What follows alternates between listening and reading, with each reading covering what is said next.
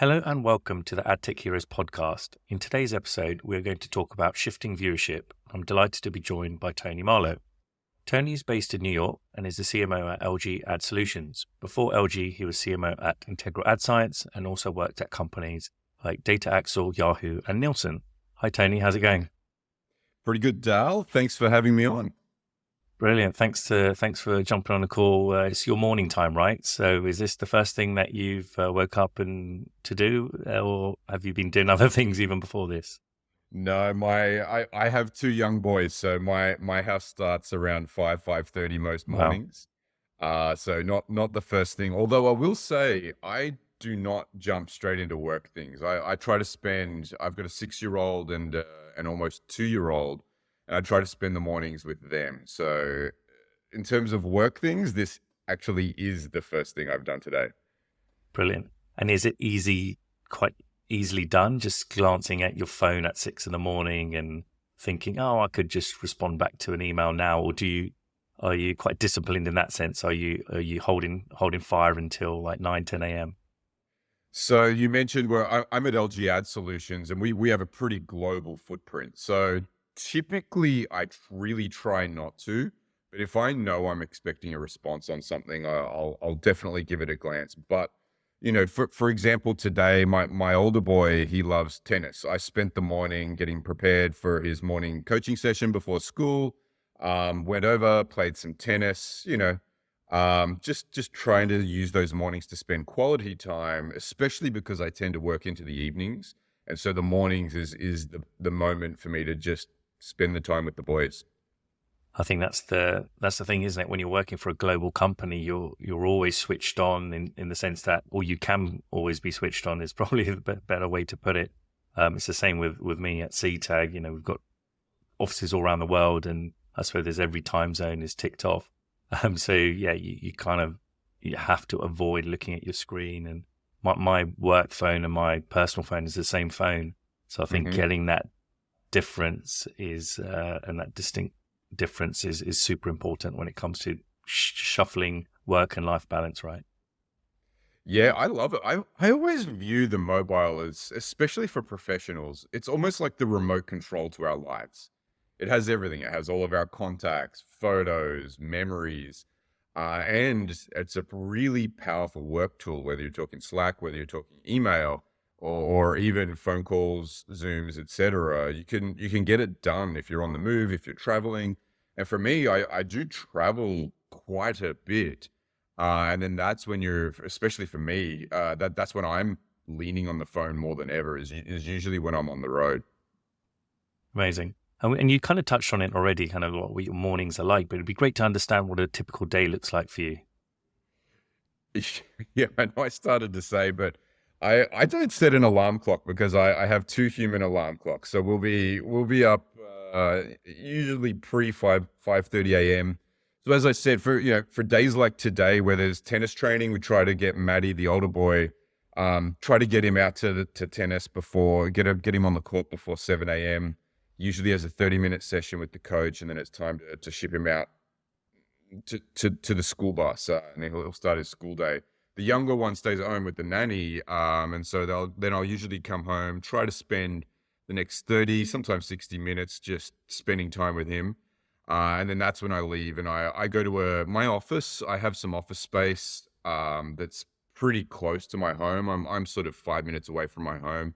So I'll usually head out to the office around 8 to 8:30, depending, and then that's when the action starts. That's most days I probably have a Zoom call around 8:30 a.m. and then from there it's Zooms, it's email, it's Slack, and actually for me, I like to be really purposeful about how I use my time.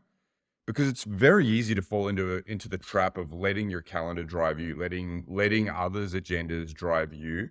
So I do this literally every day. I use Are you familiar with the Eisenhower matrix, the two No, by not two? no, no. So for you or anyone else who's not familiar with it, it's a really simple model. It's a 2 by 2 that essentially on one axis has important, unimportant, and on the other axis it has time urgent, not time urgent. 2 by 2.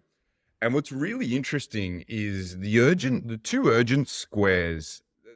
People view them as no-brainers. Like if it's important and urgent, yes, that's a no-brainer. That's something that you should be immediately dedicating a lot of resource toward. But it's the unimportant but urgent that tends to be a trap for many people. And I find, again, a lot of other people who schedule meetings, they're not responsible for controlling how I spend my time. They're trying to achieve their objectives. So for me, I like to look at the entire matrix. I plot my schedule against it every day. And there's another really important benefit. So, as an executive of a company, but also as a person who believes in self-development, things like long-term strategy, things like your own personal development and what you'll do to move forward, they typically fall into the really important quadrant, but there's typically no time urgency against it. So no one's coming up to me and saying, Tony, how are you going to work on X, Y, Z? How are you going to improve in this area? There's never a time urgency for that. And so what I try to do for those things is proactively schedule time so that I can dedicate my time to what's most important, even if there's no urgency behind it. So I literally do this every single day and try and assess what are the foreseeable things that are hitting me and how do I slot them. And I'll cancel meetings off the back of that. I'll cancel items off my to-do list if they just don't need to be done according to the matrix. I think that's a great way to look at it, isn't it? And do you do that every morning, waking up? Is that a morning thing or a weekend thing or an evening thing? Not really waking up, but it's usually mapped to me firing up my laptop. So I'm an Evernote nerd. All of my lists, my to-do, everything lives in Evernote. And I'll assess it every morning. I also do a weekly view, where, Sunday night I will sort of look at, again, the foreseeable things. Not everything is foreseeable, but what does the week look like ahead? And then that can govern the way that the daily 2x2s break out. But yeah, it's not upon waking thing, but upon firing up the laptop thing. Amazing. And first of all, I feel privileged that we were part of that matrix as well when you did stick to having our session in and there was no cancellations or anything like that. So no, thank you for that. It'd be great to understand your career because you've mentioned a few companies that you've worked for in our industry and, you've got a pretty strong CV.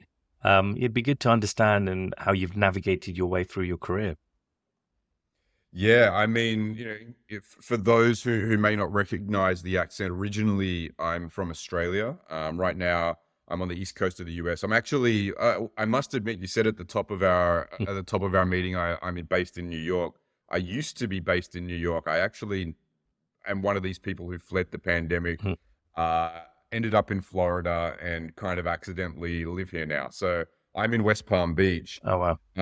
But the journey from Australia to here over the last decade, almost 12 years, has kind of not necessarily been linear. And when I talk to young people, when I talk to people that are early in their careers, they'll often ask for hints and tips. And that's one of the things that I'll often share is you need to bake a plan, but you also need to be willing to pivot when those pivot moments come. And sometimes that's when the biggest opportunities arise. And so for me, I started my career in Sydney. I was working for a strategic consultancy. It was called Jones Donald Strategy Partners. I believe it's since been acquired and has another name now. But I used to do a lot of technology-related projects. And this will absolutely date me, but this was an era when it wasn't the norm to have the internet on your phone. In fact, I was working with one of the major telcos in Australia, essentially helping them on marketing campaigns as to how they could convince people having a version of the internet on their mobile phone might be interesting. And that always blows my mind when I'm forced to think back to that there was a time where people didn't really see the utility or the value in that. And it came down to user experience and the capabilities. But my first job, I was spending a lot of time doing that. And that's where I knew that digital media was really for me. So working in that first role, that's really what helped me understand that digital was the place for me. Digital media, digital marketing. After that, I joined a company called Net Ratings, which was acquired by Nielsen, ultimately called Nielsen Net Ratings and then Nielsen Online.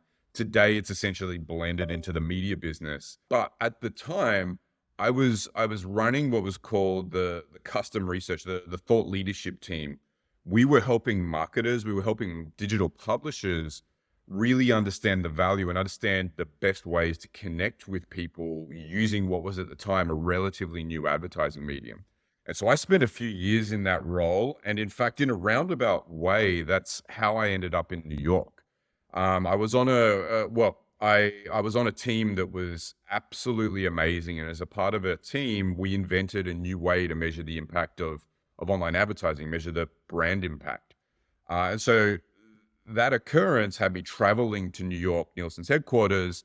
I was meeting with various stakeholders, essentially talking about how we could use this new invention to drive consistency in the way that this kind of measurement happened in different regions. Because at that time, the way it occurred in, for example, EMEA was very different to how it happened in APAC, which was different to how the US and Americas did it. And this posed the possibility of making everything more unified and a single way to do this. So anyway, I was on one of these trips and I had this chance meeting with this guy from Yahoo. To this day, we're very close friends, but I didn't know him at the time. We had a mutual acquaintance. I go over coffee with this guy. And it was one of these completely unplanned moments where I think it was 5 weeks after that coffee meeting, I was working for Yahoo and living in New York. Wow. And people, when I share my story, I've noticed people really want me to say, hey, here was my plan. Here's how I crafted it out. And it just did not go down that way. It was completely serendipitous. It was two minds meeting, an opportunity happening to be available. And then also, me being willing to take the plunge and move to the other side of the planet, relatively unplanned. And so that was a pretty big pivot moment for my career. So I spent the better part of, I think, around 8-ish years at Yahoo. When I joined, I was doing those thought leadership projects similar to what I described I was doing at Nielsen Online.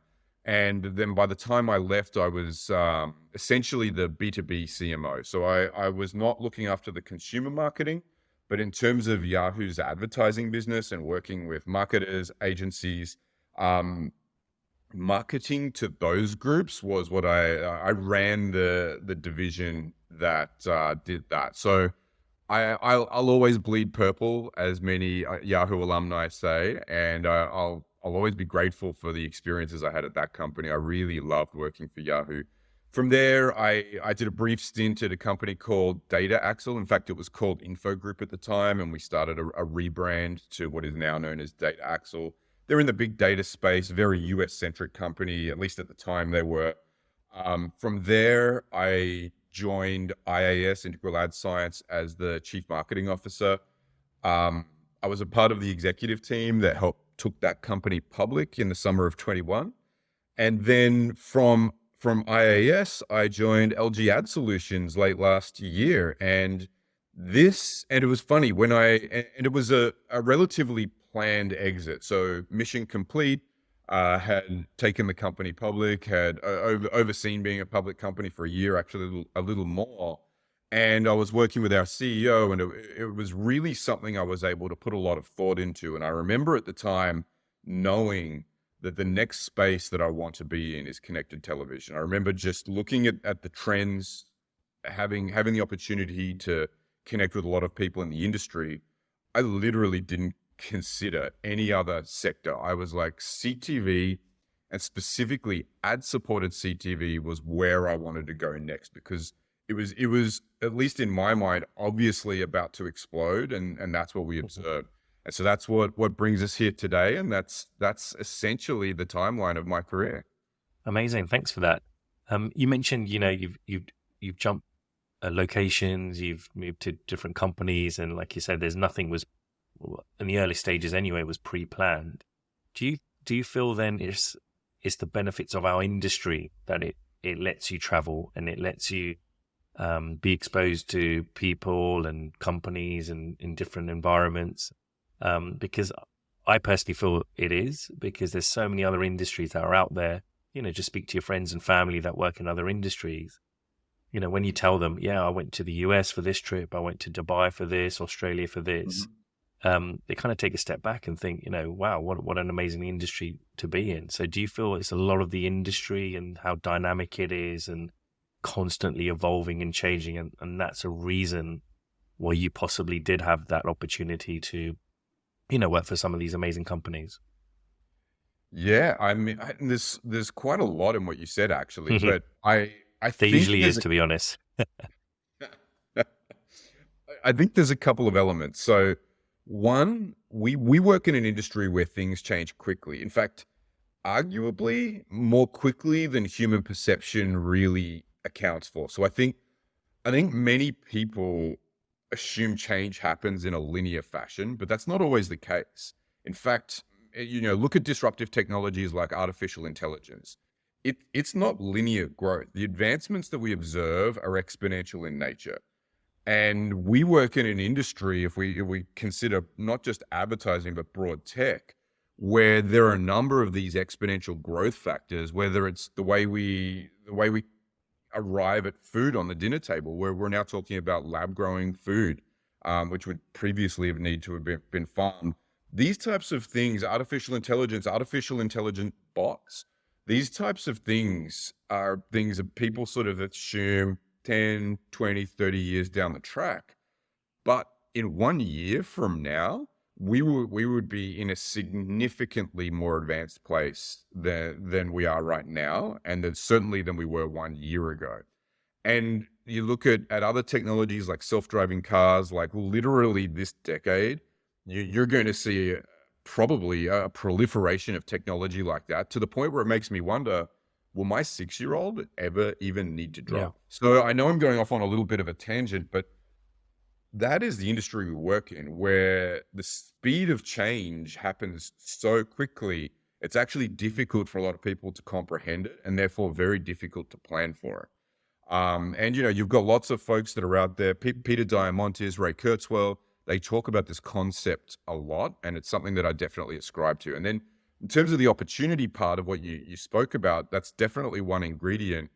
I have been very lucky. For a really large portion of my career, in one way, shape, or form, I've basically always been a representative of the respective company that I work for, going out, taking the stage. When you're building thought leadership, you have the opportunity to share that with everyone, and you're doing it to increase the knowledge of the industry, and that'll take you around the world. It literally has for me. And so I love that, yes, there's an opportunity to be exposed to different segments of the industry, different markets, different countries, different cultures. But what I mostly love is the ability to share the knowledge regardless of the backdrop. And you get to have some cool experiences while you're doing that. Totally. And what role does LG play in the advertising industry? I mean, I started to allude to this before. One of the hottest growing spaces right now is connected television. In fact, in terms of advertising media in the US, it is unarguably the fastest growing space right now. So for those of your listeners who might not be familiar with LG Ad Solutions, basically we're a connected television, CTV, a CTV advertising company. So we've got a media footprint of over 150 million smart TVs worldwide. We offer ads on those LG televisions, and there's actually like a number of different formats that are available. We have what most people immediately think of. We call it CTV video. So video that's inserted into places like LG channels. So on every LG TV that ships now, there is a fast, free ad-supported streaming television service.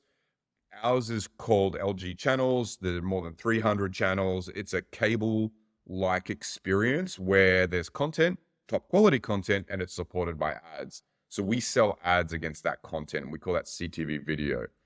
But within what we offer, we can go beyond the ad units that were available in traditional linear television, excuse me. So we also offer native placements. So things like we have a home screen hero.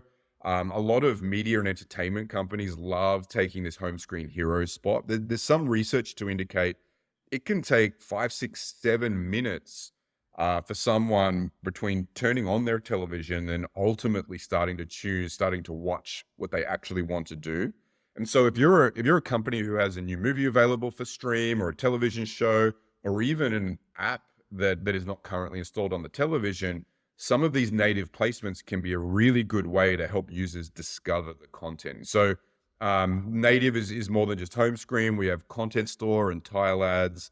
And then there's even branded programming. So things like title cards against a slate of movies that we offer to the industry. So there's the traditional connected television video, but then there's a range of native placements that are available. And this is becoming really popular. And then there's actually one other element. So while we are a CTV advertising company, CTV is kind of the backbone and not the limit. So we know, and in fact, we ran a study which hopefully we'll get a chance to talk about a little bit later, but we ran a study amongst consumers in the US. In fact, we ran two, and this week we launched wave 2 of what we call the big shift. And one of the really interesting findings of this is that 96% of TV viewers multitask with another device while they're watching TV. And so then that brings us to the third territory of what we offer and how we fit into the ecosystem. We have a service called Household Extend, which enables you to push your media footprint, push your advertising campaign onto other devices within the LG TV home. So you can appear on the biggest screen in the home, and you can also appear on the device that's closest to the consumer in their hand. And so they're the basic services and types of advertising that we offer.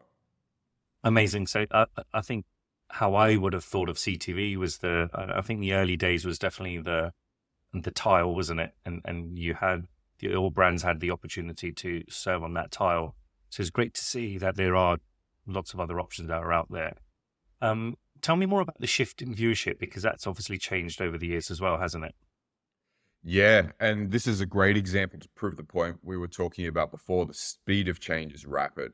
So the study is called Big Shift Wave 2.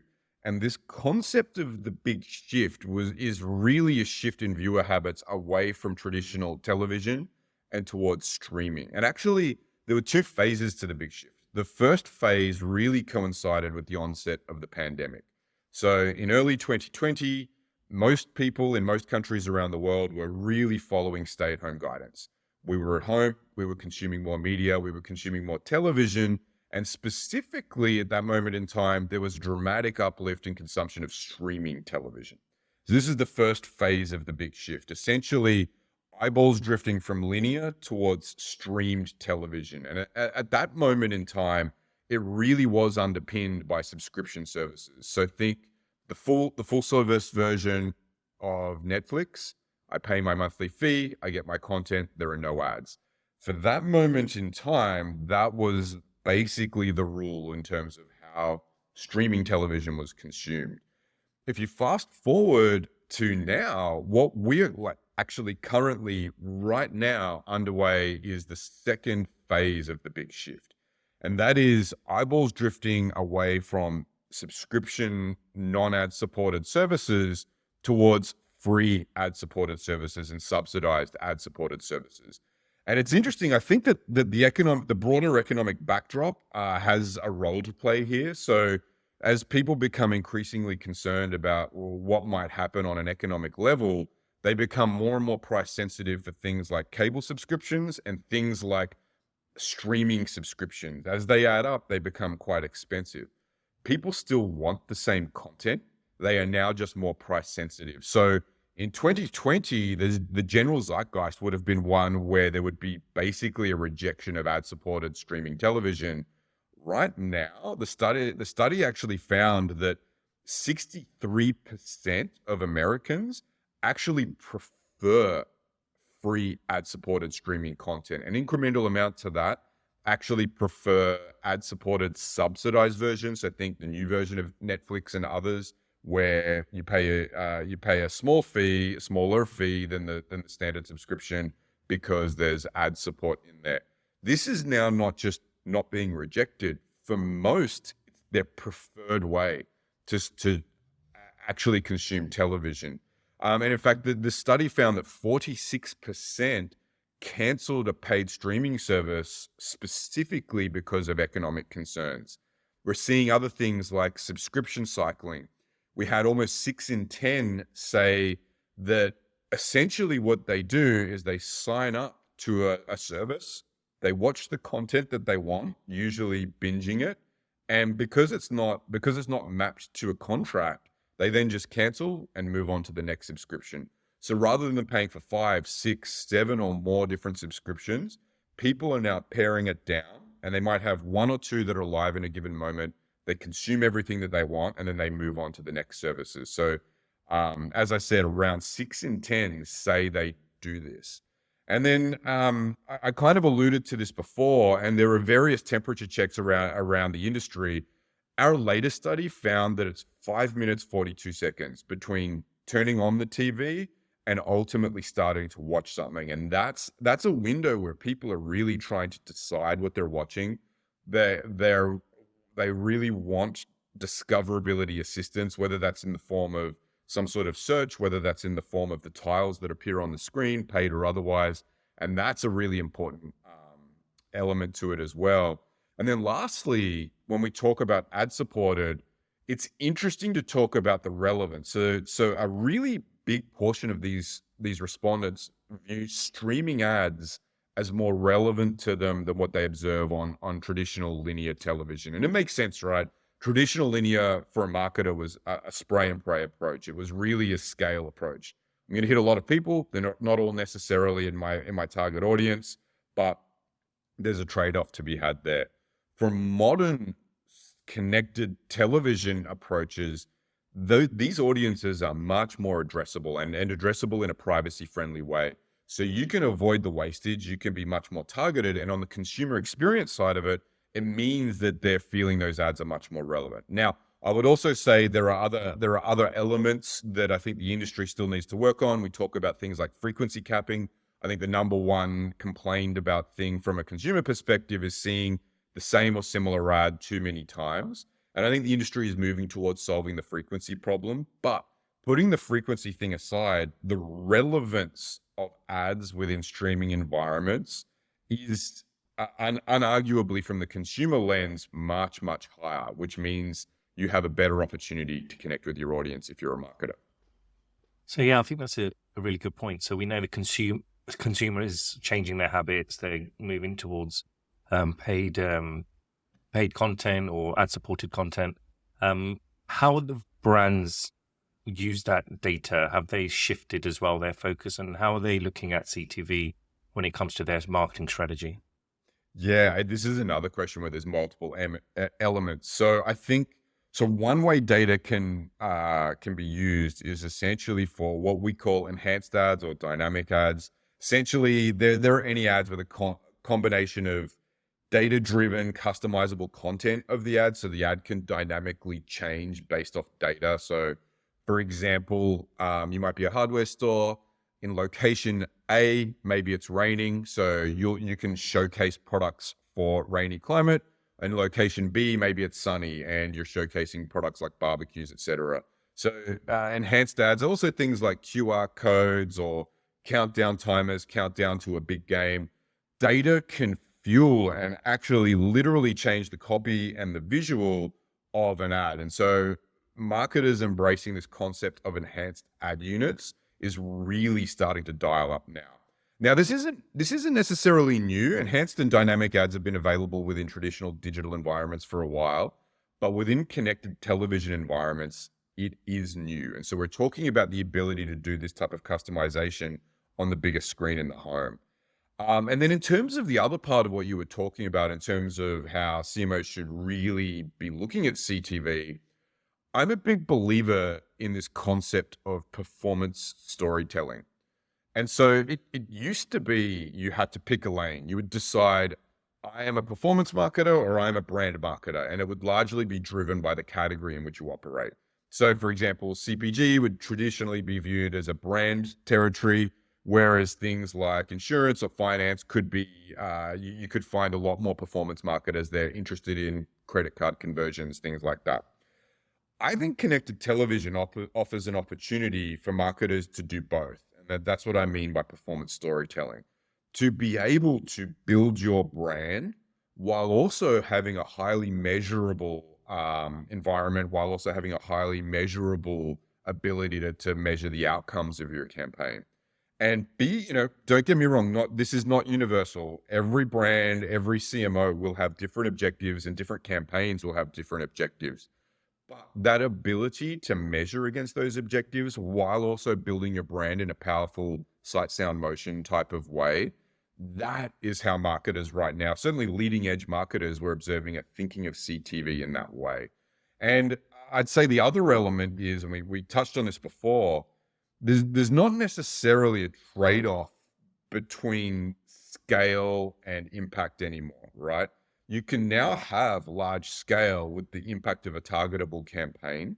And so you mix that in where you have these customizable creatives, you have the ability to measure outcomes and performance, and you have the ability to have scale without wastage, or certainly with dialed down wastage. I think that's what the best of the best are doing right now, and that's the way they're thinking about CTV. And how do LG compete with the other players? So we know an obvious competitor probably might be even leading the way in terms of in the ads business, or especially as a physical units in terms of having TVs up. How do you compete with a big player, and also how do you compete with some of the smaller players as well, right? Because like you said, consumer patterns and viewership has changed. LG aren't the only ones that have realized that. There's been many companies that have been founded over the last few years. So yeah, it'd be good to understand how you're setting yourself apart from some of the competition out there. Yeah, I think that the answer to this may not be as obvious as one might think. So firstly, I'll just say LG as a television manufacturer has consistently been in the top 2 or 3 manufacturers on earth for decades, right? So the footprint is massive. I referenced it before. We have at last count around 150, actually over 150 million TVs worldwide. If you look at screen footprint, things like monitors, other screens, it's actually broader than that. But in terms of competing with others, and this also even in fact factors into my personal journey and part of my decision to land here, this is not a winner takes all market. And the consumer lens of saying that is, it's really unlikely that you, Dale, or me, that I'm going to have 2, 3, 4 TVs up in my living room. I'm going to have a TV in my living room. It is going to be one brand. You might have brand A, I'll have the LG, and I don't see that changing. That's going to be consistent. Now, are there multiple rooms in a house? Are there potentially multiple brands within a household? Absolutely. But the fact is, if you're a marketer, all you need to do is work arguably with 2 to 4 of the major players, and you've got a really high proportion of all households out there. Because, for countries like the US or the UK, we are market economies. There will be competition for manufacturing TVs, for other things. There will always be a mix of different brands. And so the way we view it isn't necessarily a one-to-one competition. It's about being a part of an OEM ecosystem that can deliver value to the market. And the value being, we can help marketers connect with their audiences in a really impactful way on the biggest screen in the home. Now, will we have debates over, creative executions? Is ours better than theirs? Like, absolutely. That's what competition is about. But what I love about this is we're not, mortal enemies, for lack of a better description, in the way that many might think. And how important are these insights back to the CMOs and the brands and agencies you're working with? What kind of insights can CTV provide for the clients that you're working with? Yeah, I mean, we touched on it before. I think the most important thing is reach estimation and outcome measurement as well. So, because essentially you want the data to inform your media plan, and you want data to understand, did it work? Now, there's also an in-between, and we work with partners like IAS and others. There's an in-between, which essentially answers the question, did I get what I paid for? So that's like a media quality measurement. So things like brand safety or fraud. But but that's kind of an in-between third pillar. But essentially, most marketers' top of mind, it is how can I plan effectively, and then how can I measure did it work so that I can optimize for next time. With the quality question in the middle, they're the types of things that are readily and easily available within connected television environments. And as ad-supported TV grows and grows, more marketers will adopt it. As I was mentioning before, it's the best of the best. It's household names. It's those marketers that are doing it. We expect this universe to grow pretty prolifically over the next year or two. Amazing. E-commerce is obviously a trending topic in our industry. But what role does e-commerce play for CTV and LG in particular? Yeah, this is interesting. I think and there'll be people at my company that might hold a slightly different perspective, but I think it is a big part of the future story for CTV. However, I'm not sure it's the main character as many might think. And I was recently at a conference in Chicago. People were really bullish on this notion of e-commerce within CTV environments. And I don't want to sound like I'm bearish, but like I would say that is one part of what we can expect. Things like shoppable ads, things like shoppable experiences on TV, sure. But we already see the behaviors that give us clues as to how people are potentially more likely to engage. And that's the co-viewing that we were talking about. So the number I gave earlier was that 96% of TV watchers are on their mobile at the same time. This multitasking is frequent. In fact, I believe it was over a third say they always do this. Not just sometimes, but like they're always doing that. I'm kind of like that too. So I think that yes, shoppable on the TV will be a thing, but it's going to be about how you can blend the experiences from the big screen to the mobile phone in the hand, how you can make it easily shoppable. Right now, we're seeing a resurgence in QR codes and things like that. I think there'll be other enhanced techniques that enable that experience to be unified across those two different screens. And I think that's where e-commerce wins, because you can deliver what people want in the way that they want it. And currently, right now, people are really accepting, to say the least, of shopping on their mobile phones. Would you say e-commerce and the topic of e-commerce is the most exciting for 2023 when it comes to CTV, or do you feel there are other areas where you're already starting to see, the market responding to either what brands are requesting or what is something that consumers' habits are changing? It'd be good to understand what other elements do you think in 2023 will be exciting for you as a brand? Yeah, I mean, I think that it's one element, but in terms of predictions for 23, I'll get a little cheesy and a little punny.